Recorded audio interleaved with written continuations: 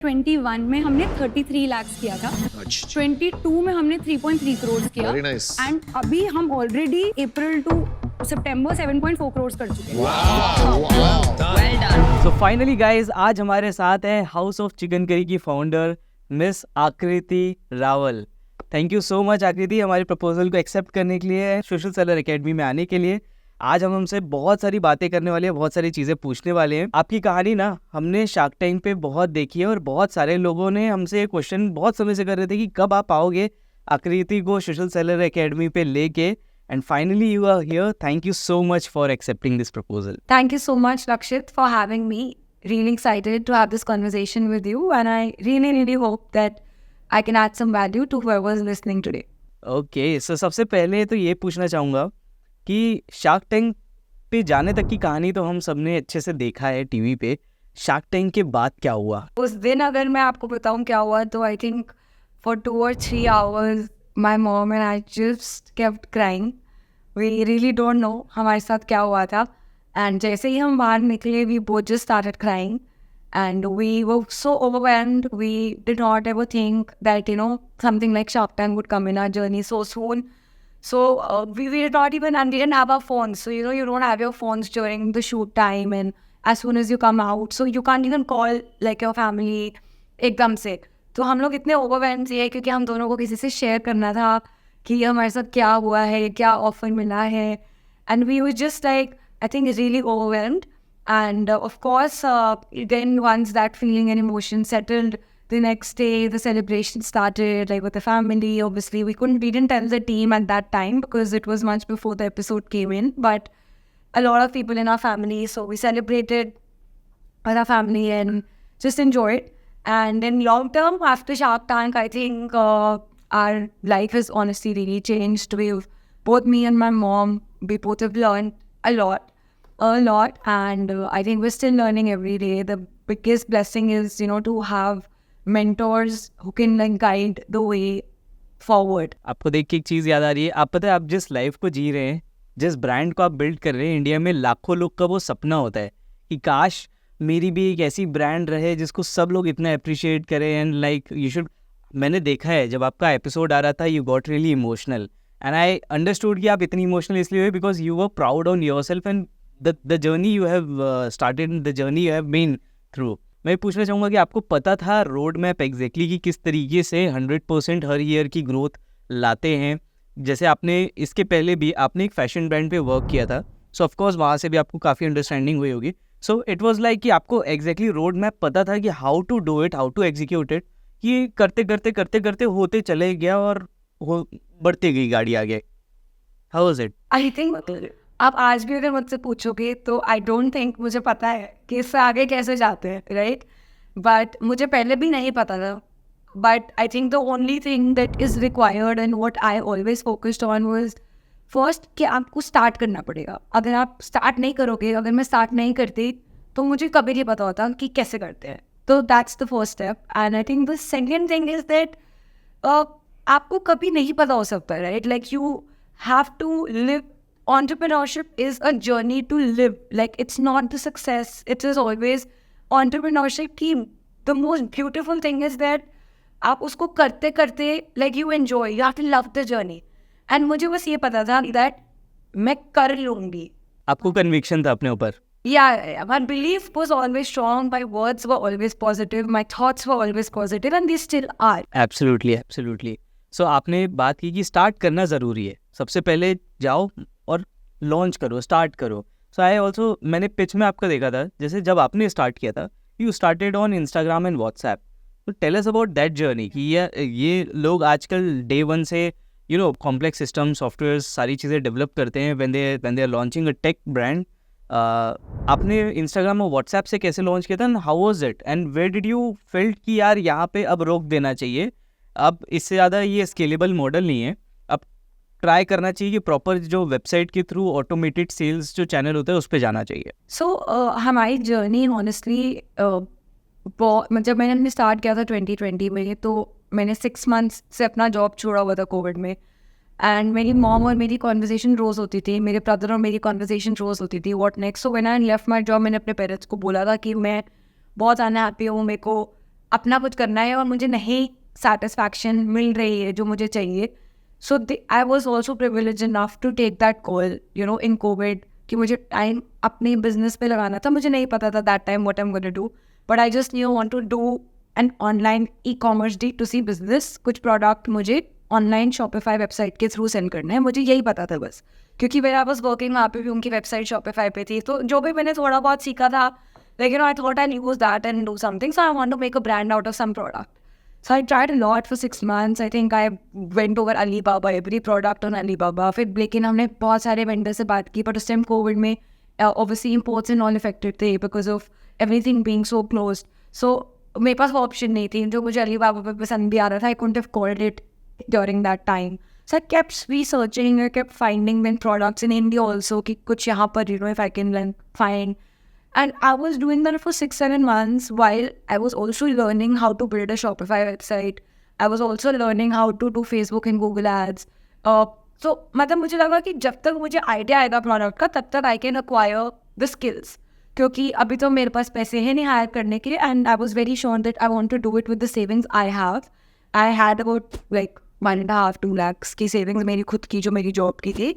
And I thought मैं उससे करूँगी, and when I reach a certain scale, then I will go to mom dad for help or someone for help. That now I have proven that, you know, the customers are liking it, and now you can like invest some money. So that was always my plan. I did not want to add any financial pressure on anyone, and that was honestly my call. And then within this search, this idea of chicken curry came up because my mom mentioned like an embroider who was going through a hard time in COVID. So I read about hand embroidery. When I read about hand embroidery, I came across chicken curry. Then I searched like on Google and I searched on Instagram chicken curry brands. And there was no one. Like there were 1 or 2 people, that's it. But they were not running it in an organized setup. It was more like take photos of the garment on the bed, post it, sales aa gaya to aa gaya. Like there was no brand around the beautiful art form that it was. And I think I had my eureka moment then when my mom like mentioned this and I did my research. So we went to Lucknow and that's how it started. And because we didn't have funds, I invested some of mine, mom invested some savings. So 3.5 lakhs के around हमने amount से शुरू किया था. हम दोनों की savings लेके हम लखनऊ गए थे. And we thought कि पहले, you know, we'll see the market and like we'll get some products to test the market.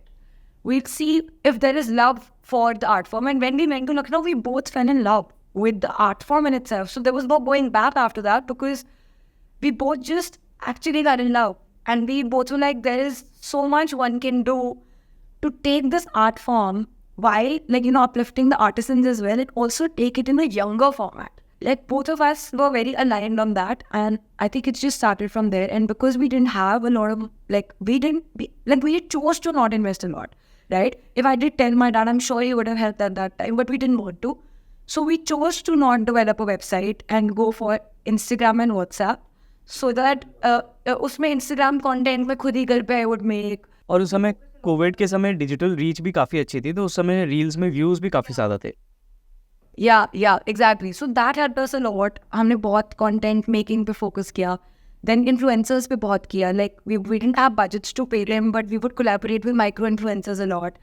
Whoever, like, you know, would give us good content. So those two things really helped us build a community first and then a website.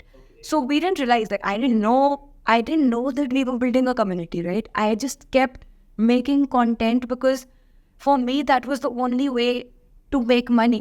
I've seen your Instagram page. It's really amazing. The content is absolutely जैसा एक perfect एक startup का होना चाहिए, जितनी quality होनी चाहिए और जितना authentic होना चाहिए ताकि आप connect कर पाओ. Content एकदम वैसा है. So I always give this example, your Instagram's example to people, like this is how you should manage a brand. Thank you. Thanks a lot. And yeah, I think यही reason है कि अब हम उस पर और भी फोकस करते हैं बिकॉज हमें उसकी बेनिफिट्स बहुत अर्ली ऑन मिले थे.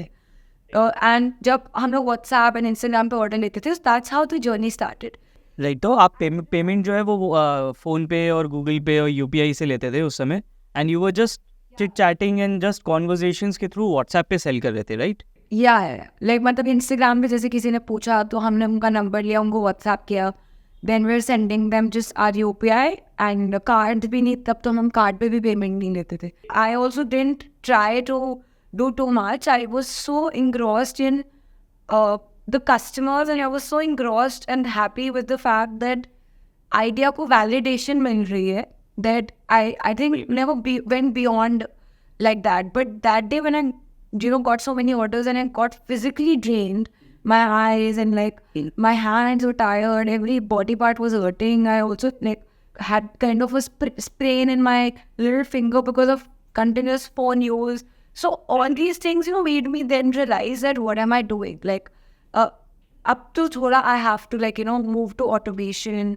Ab kitna aur validation I need, I need to now be smarter, like how can I reach more people. So that's when like I really decided, I took the step that ab validation aa gayi hai, but now I want a website.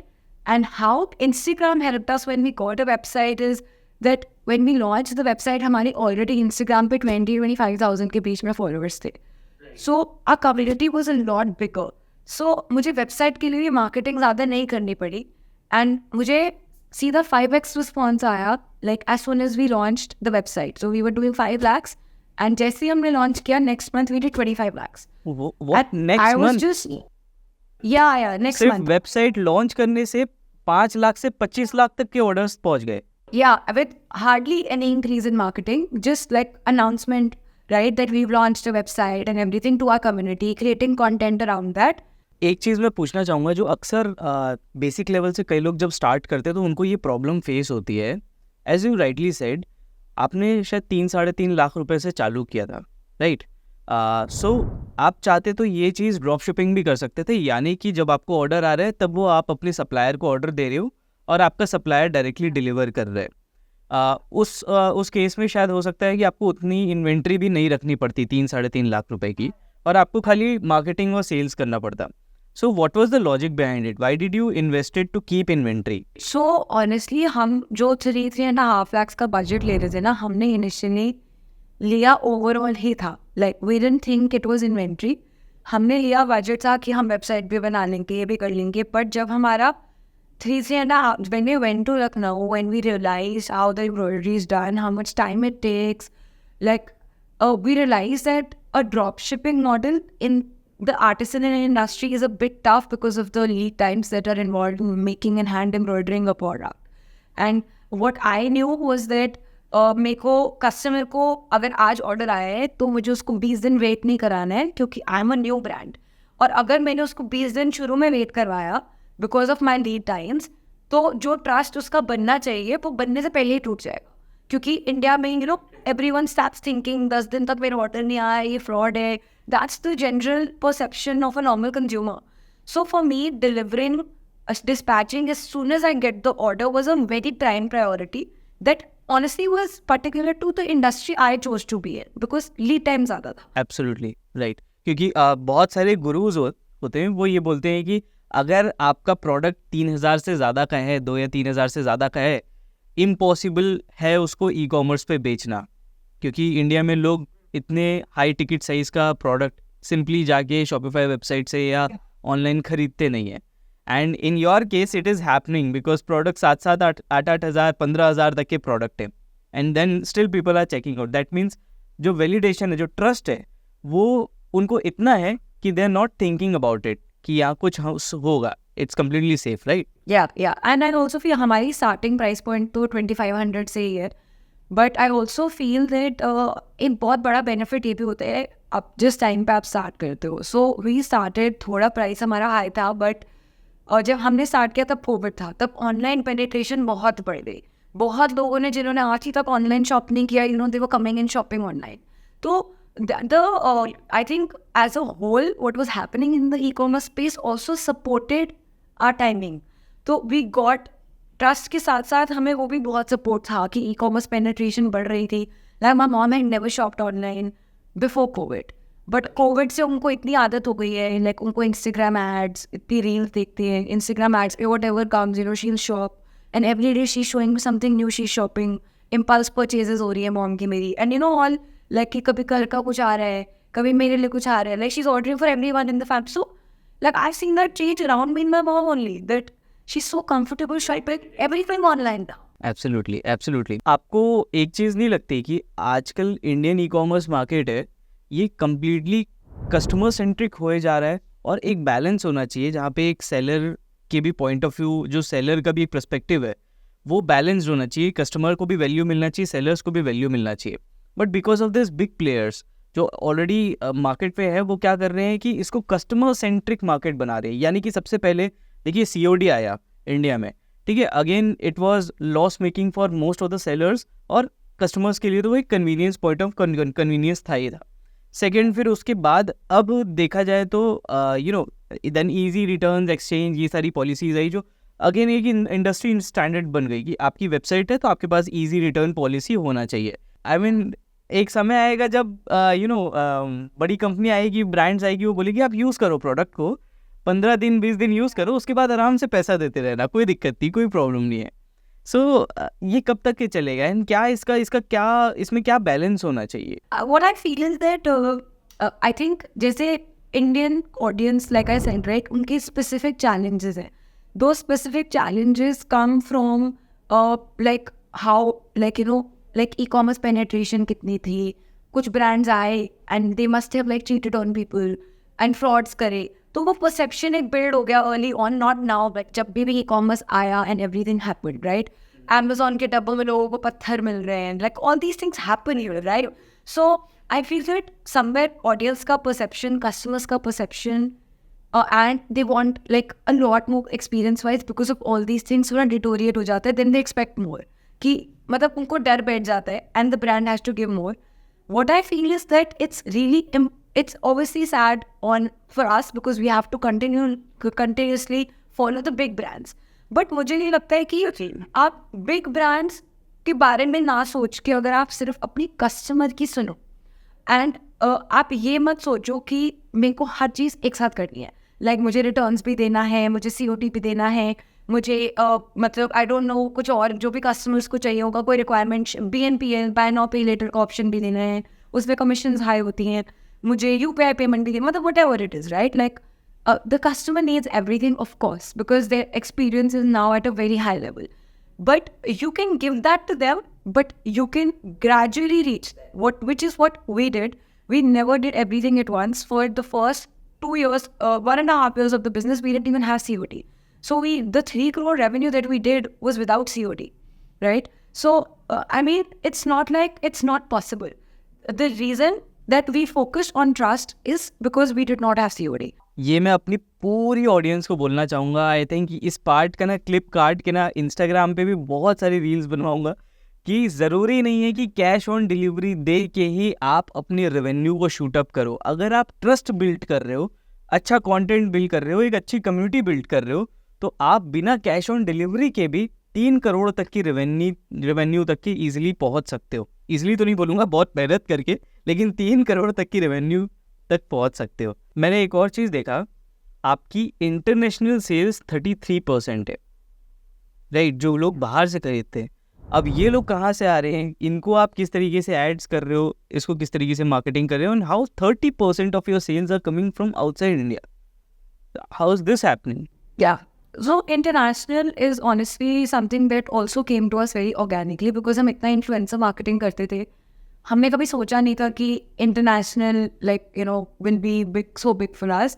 Influencer marketing की वजह से now the world is so small that अगर कोई influencer Delhi या बॉम्बे का भी है, उसके फॉलोअर्स इंटरनेशनल हो सकते हैं, right? So eventually the product reached international people अपने आप through influencer marketing and we started getting request to ship. So again if we're getting a request, we kind of heard the customer, we were like अच्छा, then we figured out कि कैसे ship कर सकते हैं, what all will we need, what all compliances. तो हमें customer से पहले रिक्वेस्ट आई थी and then we ventured into it. मैं आपका बहुत ज़्यादा समय नहीं लूँगा एंड क्योंकि ऑलरेडी मैं बहुत सारे क्वेश्चंस आपसे पूछ रहा हूँ, ये समझना चाहूँगा कि ग्रोथ कैसे आई। आप खुद ही परफॉर्मेंस कर रहे हो, खुद ही परफॉर्मेंस मार्केटिंग कर रहे हो, कि आपने अलग अलग एजेंसीज हायर करके रखी है, लोग हैं, now you have a good team? How was it, how did you start it up, so that बहुत सारे लोग जो देख रहे हैं वो ये सीख सके कि how they can also implement something like that. उनको जो क्या की चैलेंजेस आते हैं इसमें? तो आई थिंक ग्रोथ आई का कोई एक आंसर तो नहीं है, बट अगर मैं उसको समराइज करूँ इन 3 points, one is like a constant evolution mindset that you are wanting more and more, not in terms of numbers, right? In terms of just doing more for the baby, the startup that you built. अब वो ज़रूरी नहीं कि वो monetary हो, वो team भी हो सकती है, वो कुछ भी हो सकता है. Second, I think constant evolution mindset is very important, which is what I keep pushing myself even today, that just like to not be happy where you are is like be content, but don't be happy. Like, be grateful basically that where you are, but still wish for more. And second, I think team is everything. You have to have a team. This 1 hour was more valuable than बड़ी बड़ी डिग्रियाँ होती है जो हज़ारों लाखों रुपए की होती है, उससे ज़्यादा ये वैल्यूएबल है. आई थिंक अभी तक की जितनी भी ऑडियंस इस पॉडकास्ट को देख रही होगी, विल बी रियली इंस्पायर्ड आपकी पूरी जर्नी से, आपके परसिवियरेंस से, आपके एटीट्यूड से, आपकी हम्बलनेस से, आपकी काइंडनेस से. आई थिंक एवरीवन जो ये पॉडकास्ट देखेगा, thank you so much for sharing all this. And God knows आप इस वैल्यूएबल अपनी लाइफ के लेसन से और लाइफ के इंसाइट से you are going to help a lot of people. Thank you so much for sharing all this with us. Thank you so much. That really means a lot. And I just hope that I could add value for whoever it is that is starting out. And I know it's not easy. It gets really hard.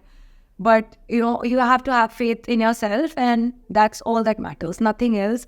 And thank you so much for having me and even taking out the time for listening to this, whoever is it that's listening to the podcast. Thank you so much. So guys, ये थी house of chicken curry की founder miss आकृति Rawal. And thank you so much guys for watching this podcast. अगर ये video अच्छी लगी तो video को लाइक करना. इसी तरीके की वीडियोस देखने के लिए आप सोशल सेलर एकेडमी को सब्सक्राइब ज़रूर करें. हम इसी तरीके के पॉडकास्ट आप सभी के लिए लाते रहेंगे. एंड अगर आपने हाउस ऑफ चिकन करी को अभी तक के नहीं देखा, इनकी वेबसाइट नहीं देखी अभी तक के, तो आप क्या कर रहे हो यार. अभी डिस्क्रिप्शन पे मैंने पूरी उनकी वेबसाइट की लिंक डाली हुई है. जाओ देखो, एक्सप्लोर करो कि कितने यूनिक टाइप के उनके प्रोडक्ट्स हैं. एंड हाँ, अपने दोस्तों को शेयर करना मत भूलना. मिलते हैं अगली वीडियो में.